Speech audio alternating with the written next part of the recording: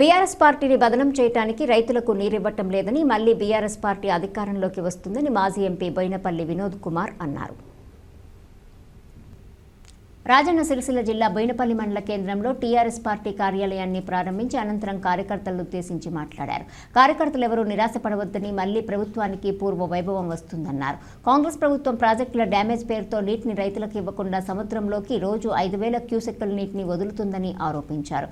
ఈ కార్యక్రమంలో బీఆర్ఎస్ జిల్లా అధ్యక్షులు తోట ఆగయ్య, మండల అధ్యక్షులు కత్తెరపాక కొండయ్య, వైస్ ఎంపీపీ కొన్నుకటి నాగయ్య, మాజీ ఎంపీపీ సత్తినేని మాధవ్, సత్తినేని భాగ్యలత, రాష్ట్ర నాయకులు జోగినపల్లి ప్రేమ్ సాగర్ రావు, డాక్టర్ అమిత్ కుమార్, మాజీ market committee chairman Lenkala Satyanarayana Reddy తదితరులు ఉన్నారు. అన్న పార్లమెంట్ సభ్యుడు అయినాక ఇంట్లో అడిగిన అన్న అసలు మన తెలంగాణ సుదర్శన్ రెడ్డి ఇరిగేషన్ మంత్రి, మేజర్ ఇరిగేషన్ మంత్రి ఉన్నప్పుడు మనమే అందరం కూడా ఇదే వరద కాలువ మీద ధర్నా చేసే పరిస్థితి, నీళ్లు తెచ్చుకున్నటువంటి పరిస్థితి కొట్లాడి తెచ్చుకున్నాము. అదే పరిస్థితి తిరిగి మళ్ళీ 10 ఏళ్ల తర్వాత వచ్చింది కాంగ్రెస్ పాలనలో. నిజంగా ఈ యొక్క కరువు రాలే. మొన్నటిదాకా మన నారాయణపూర్ రిజర్వాయర్ తెగిపోయాయి, కరువు రాలే, కాంగ్రెస్ కరువు తెచ్చింది.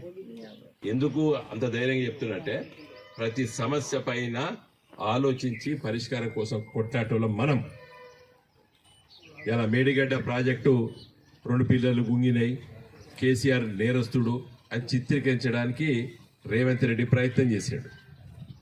ఇవాళ నాలుకే కరుచుకుంటాడు. నిమ్మనాడ మేడిగడ్డ దగ్గర పోదాం అనుకున్నాం, పోయి చూసినాం. వెనకాచిన మాట్లాడతాడా? అప్పటిదాకా మనం నేరం చేసినట్టు, ఏదో దొంగతనం చేసినట్టు, తప్పు చేసినట్టుగా భావించారు. మనం పోయి చూసినాం. 86 పిల్లర్లు ఉన్నాయి, 86 గేట్లు ఉన్నాయి, 2 కుంగినాయి. నేను కార్లా కరీంనగర్ టౌన్లో పోతా అంటే ఎర్ర లైట్ పడితే ఆగితే అద్దం కొట్టి అబ్జిత్రే సాబంటారు, నువ్వు గెలుస్తున్నావంటారు.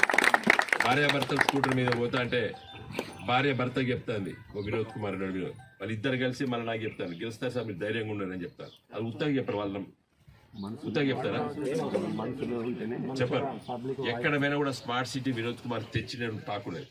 కరీంనగర్లో కూడా మనోళ్ళు కూడా అక్కడ అంతా ఆ కేసులు ఈ కేసులు ఇరుకపోయేసారి భయపడతారు. వాళ్ళందరికీ ధైర్యం చెప్పిన రేపో ఎల్లుండో హరీష్ వస్తాడు, ఒక పెద్ద పాదయాత్ర పెడతారు.